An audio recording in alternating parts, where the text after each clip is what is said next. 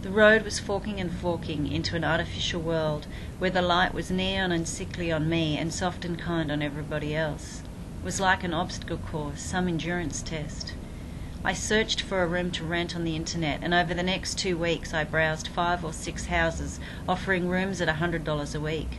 At each showing I met potential housemates who looked strikingly similar to Ken or even other famous movie stars. There were so many signs everywhere, people wearing the same colour t-shirts as I arrived at the door or using the same products as me in their bathroom. One house had the same framed print on the wall in the kitchen that was hanging in my bedroom. I wanted a hand to guide me, to give me a direction, a sign, but it was also the bloody signs I had to banish. The voice was so fragmented, discordant, not unified, not guiding me. It told me things I already knew. It turned back on itself, as if unaware of history, scolding me, cruel. I needed to get as far from it all as I could, and I kept striking a line through each unsuccessful address. I see a little wooden terrace house. I want to move in, but I see a tidal wave crash down on the house. I am standing at the open door as I watch the water rise, and it becomes the air around me. I realize then that the water has engulfed me, and I am in an ocean full of smiling people. Very suspicious, I walk further down the hall thinking, I'll just see where this goes.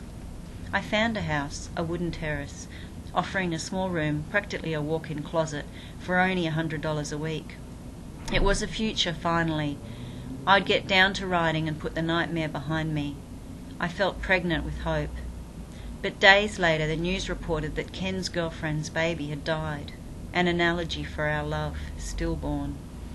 I felt a sense of foreboding like a thick plank wedged in my spine. I refused to acknowledge it. I would not permit anything other than a happy ending. I had to believe. It was my last option.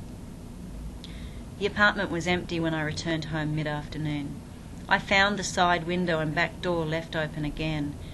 When I'd first moved in, it had annoyed me, and I'd said something about it, but now it happened so often I couldn't be bothered.